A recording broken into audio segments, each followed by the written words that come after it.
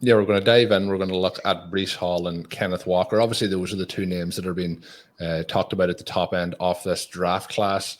Do you think that there, should be a gap? Is it a big gap? Is it a small gap between Breece Hall and Kenneth Walker? And then I know this was part that you were excited to talk about. Is there a scenario, at least temporarily, that we would see them flip in terms of what we've seen previously with Jonathan Taylor and Clyde Edwards-Helaire a couple of years ago? And for the people who don't know, obviously the Chiefs did draft CEH over Jonathan Taylor, which was an all-time bad decision. Yeah. So you sent me this in the show notes, and I replied back. I feel seen. I feel so seen. I think Shawn and I were two people who were pounding the table for Jonathan Taylor before the combine as a generational prospect. And then I think Shawn, if I remember correctly, stuck to his guns and said, this is the RB1, even after the Chiefs took CH. I totally flip-flopped. I'm like, oh my God, he's with Mahomes. They're going to score 80 touchdowns. Like he's the RB1. And that did not work out well. And sometimes that's what happens, when you take a running back who might be a day 3 caliber prospect in reality, and you try and fit him in. Andy Reid was like, this guy is better than Brian Westbrook. And yeah, I mean, clearly not.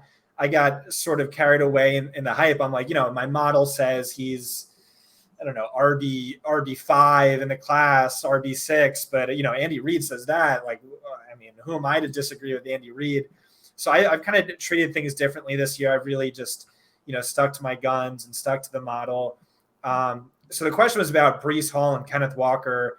And I think right now specifically, it is.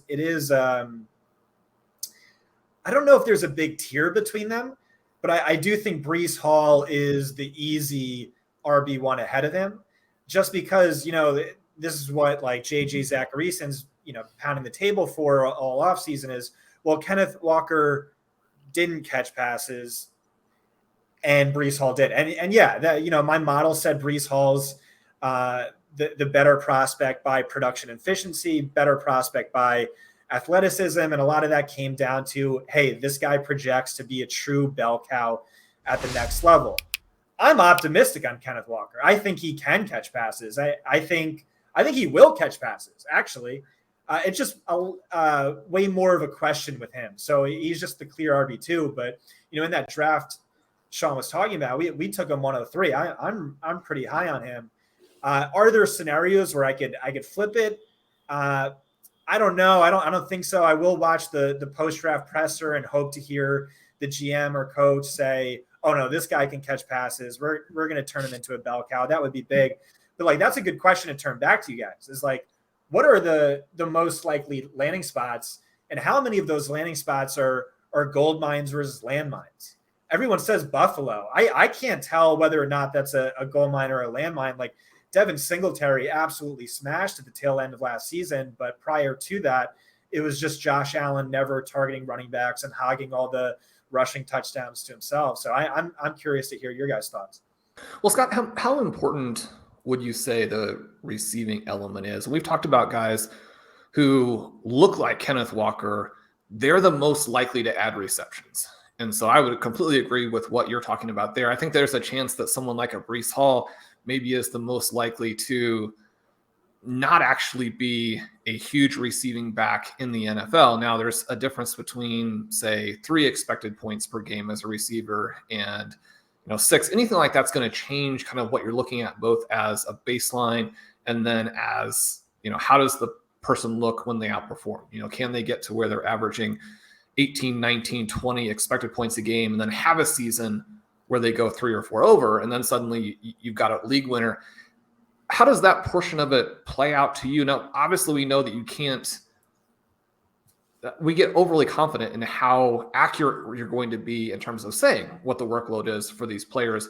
But when you're looking at it, is it necessary to get those receptions to really still have the guy on your board? And we've got some guys like a Derrick Henry, who obviously has done really well. Now, that's something where you've got to be like best of the best, and most of the guys coming in aren't going to do that.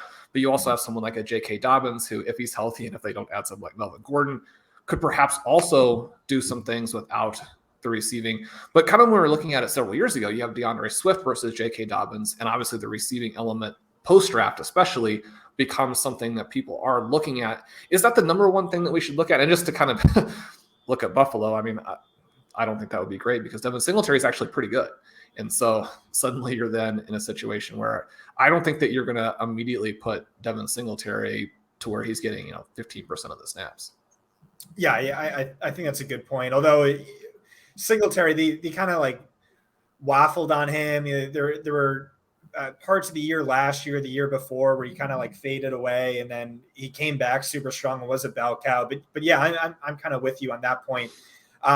So my draft strategy with the running back position specifically is that, with very rare exceptions, e.g.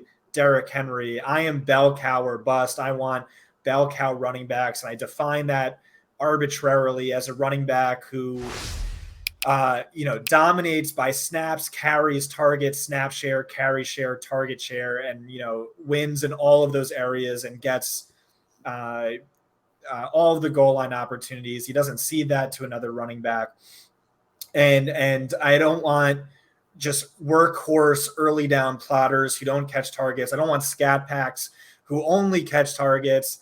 I don't want handcuffs. I just all in on bell cows. And if you're not a bell cow, I don't want you. In a PPR league, a target is worth 2.64 times as much as a carry. Outside of the red zone, it's worth 3.13 times as much. And so it was really interesting when I ran through my model. Is like my model is kind of like just mirrors my methodology. That wasn't at all intentional. It's just sort of how it came out, where it's basically ranking these guys like by their bell cow potential, which is exactly what I would have done anyway without my model. And so like the main separator between Hall and Walker is it's a known fact. I think my model thinks that Hall will be a bell cow in the running back and a very high level prospect. With Walker, it's just a question. But again, I'm optimistic, and I look at all the things that are most predictive for future fantasy production in the NFL and future receptions. And so I don't look at a lot of the things other people look at, like reception share. I don't think that's too predictive. Missed tackles forced per reception is a good one. But you know what's predictive? Being an elite runner, because at least that we know gets you on the field. And Kenneth Walker, by my data, is an elite runner, like really obscene metrics. And we've seen over the years so many running backs who did not catch passes in college, who became ultra productive pass catchers. Darren Sproles, Le'Veon Bell, Ray Rice, LaDainian Tomlinson, more recently, Jonathan Taylor, A.J. Dillon, Melvin Gordon. And those last three specifically, that was due to what I believe to be coaching scheme stubbornness. You look at all the running backs that come out of those schools, and they just never caught passes. And I think that was the same exact thing with Kenneth Walker, because remember, he transferred from Wake Forest.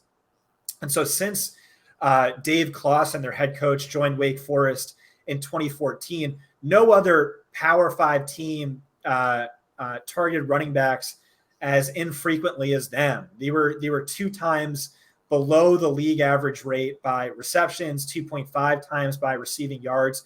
So it's just like they never asked him to do it. So it's just, yeah, he's raw in that regard, because of course he was. And then it was actually the same thing when he transferred Michigan State. They historically didn't target running backs either. But in high school, he was hyper productive as a pass catcher. And just for what it's worth, guys like Daniel Jeremiah and other NFL mock drafters are very high on him. They've been sent practice film that was allegedly very impressive. But if you want to get into the weeds on Breece Hall and Kenneth Walker as runners too, we could do that. But that's just sort of the bull case argument for Walker, and one I personally ascribe to. You mentioned the bell cow element of it. Do you think that both of those guys are landing spot dependent, or you mentioned there that you have Hall slightly higher? Do you think that he is okay regardless of landing spot? When we look around the NFL, we mentioned Buffalo. There's a lot of scenarios where either we have rushing quarterbacks, which doesn't help certain running backs in certain situations, or else we have semi-established or established veteran running backs in those rosters. So it is looking like scenarios that happen here that these guys aren't going to land at ideal landing spots. So do you think there is an issue with where these guys do land?